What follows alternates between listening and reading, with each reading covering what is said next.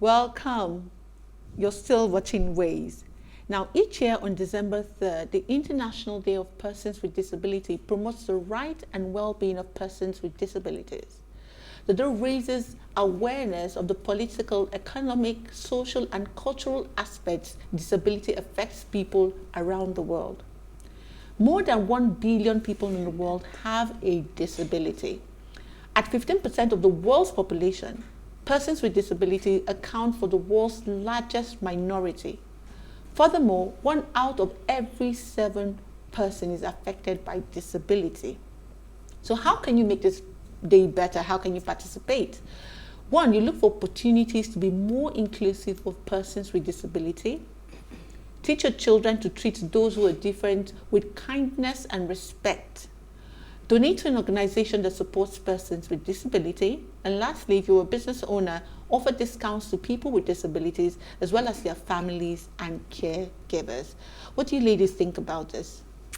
Honestly, I like the part where we have to make the extra effort to treat them with kindness and respect, because given in an African society, a Nigerian society, if you go to the bus park, and those are mostly the people you see around, and they're usually not as clean as we would want them. So there's every tendency to just toss them aside, like, ooh, you're blind, ooh, you're crippled, ooh, you're crawling on the ground, and just walk over them like that. So a little smile, a little kindness would go a long way to say, hey, you're accepted. I may not be, you may not be like me, but I accept you. You don't have to be like me for us to incorporate you into the society, you know. Yeah, I totally agree with you. One thing about us in this country, I'm talking about Nigeria here, because like she said, when you go abroad, you see that they make special, you know, infrastructure for these people. But in Nigeria, things are very difficult. So for one, we need to realize that these people are humans first, you know, and then make preparation for them in different fields or work. Realize that they're humans, realize that they have disabilities. You know, for example, when you go to the airports in Lagos, you see that normal people with disability who are very vibrant in their careers, they're okay, they're doing very well, respected in their, you know, different fields. They get to the airport and then they realize that they're disabled. Wow. Yes, because they now need to rely on people to carry them from place to place because we do not provide for them. Manny, you made a very valid point.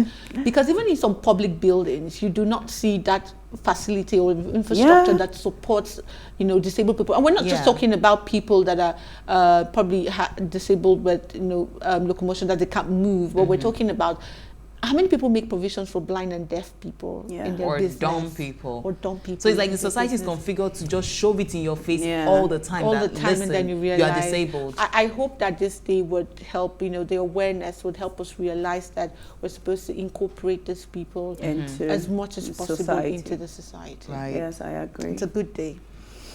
Okay, so we're going to, you know, what's in the news. And for us today, we just want to continue with a subject that we touched on yesterday about the Dowen College, and we've learned recently an update that the Lagos State government has actually suspended school, shut it down for a period pending the investigation. You know, pending investigation. So there's an indefinite closure of Dowen College pending the outcome of the investigation. What do you ladies think about it? Because for me, really, I don't know, I went through a range of emotions. Okay, I was upset, I was bitter, I was tearful. I saw the videos, you know, and I was livid at the reaction of the school. So everything just coming together, it was like a roller coaster of emotions for me. I keep asking so many questions. And, you know, as the day unfolds and we see, you know, more things, you know, come out to say, first and foremost, this was not the first time the child had complained. Had previously reported this issue of bullying. So what happened? If that was arrested, you know, and stomped out at the time that it happened, well, we have had this other incident. Now, let me just leave the floor open for you ladies. For me, I always talk about my children. I don't joke with my children. I've learned so. No, I don't. So for me, if my child comes home with a complaint and says that he or she is being bullied, I'm going to address it. I'm going to go to the school principal and we would address it.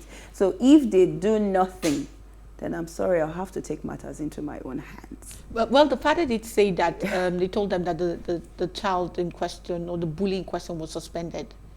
And so, yeah, they did report. Yeah, but it doesn't even stop at that, because the children need to know. So you have daily talks with them. Teach them how to, you know, be friends and not bully each other. Tell them what bullying does to the other child psychologically. You know, just educate them. You do more than just a suspension.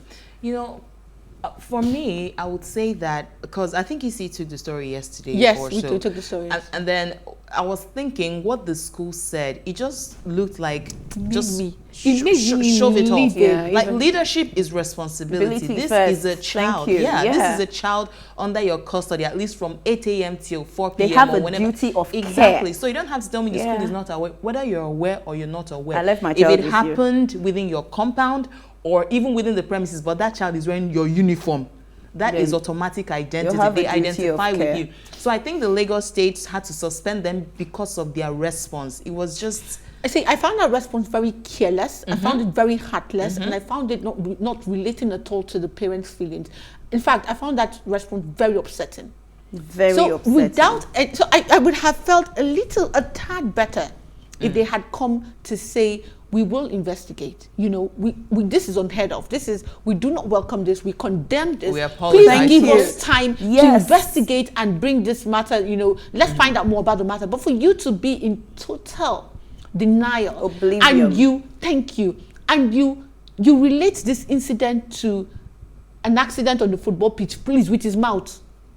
I don't understand. For me, it was utter disrespect for whatever it is that went on. So beyond negligence. And you know, the next day they went further to say, okay, the children, the pupils of the school won't come on Friday, but they don't worry, it gives them enough time to, you know, prepare for the examination. They just went about, and that's business as usual. Business as usual. It's like somebody just died. Yeah. A 12-year-old child just died, which brings me to the point of bullies. I don't think we're... Like, growing up, I was bullied a lot. But I like my life too much. You know? So it was easy for me to just hide. I couldn't fight. And it was a boarding school. So what I did was I mostly hid from them, right? But people get bullied all the time. I don't think we're paying enough attention. How would hiding? Actually, you were lucky that you had somewhere to hide. Some people had nowhere to hide. Right. Nowhere to hide. And by not even talking back to the bullies, sometimes you encourage them. Thank you. So that's what I say. That's what I find very, very distasteful. You do not say anything about it. You leave them to continue. So even if you hide, they're bullying other children. Oh, that's true. Yes. That's a valid view. So if we don't talk about it, because the solution to this is, you know, addressing it and just stomping it out of the school. So if you have zero tolerance for it, you must put in measures. In fact, there's nothing anybody would tell me. You have the responsibility to care for the children that are put under your watch. Yes. And you must put in structures, you must put in processes, you must put in whatever you need to put in to ensure that you must make sure that this does not happen. So it's really a touchy one for me, because as a mother, I can't even, again, I say I don't know what they're going through, because I cannot, as I'm sitting down here, I cannot imagine myself. I can't even think about it. I saw the videos. I'm not a mother, but I mean, I can't imagine. The videos are so bad. I can't imagine it. So bad. It's saddening. Wow. Yeah. Well, I sympathize with the school as well, because this is not... Really? When you open up a school, this is not what you want to get yourself entangled in. I'm sorry, Sanzi. I mean, the human part of me also sympathizes with the business. But then again, Sanzi, for me, why they got it wrong was that response that they gave, that public response that they gave. I agree. It should utter disregard for anything the parents were going through. This is someone that lost their son. Nobody sent their son to school to die. He didn't enroll in the army. So it was just void of empathy. That's void of empathy. Yeah. No, so for me, they don't have one shred. Like shred is quite big. It's okay. They don't have any pity for me at all. No, I don't feel sorry for them. I think that they should just take responsibility. And justice must be liable, Justice must be served. Yeah. And lastly, okay, so this is rumored, so this is unconfirmed, but we hear from the streets of social media that some of the identified students are no longer in the country and their parents have flown them out. No, so this is not confirmed. But Allegedly. It's allegedly. Yeah. And if that happens, that is also terrible. But whatever happens, ladies, this is so we wrap it up. I really, really wish that Justice is served. Yeah, Really, at least for the parents to have closure, because you can't bring the child back, but at least to even save other children. Okay, on that note, we'll take a deep breath, and cleanse off all the emotions. I will see you right after the break.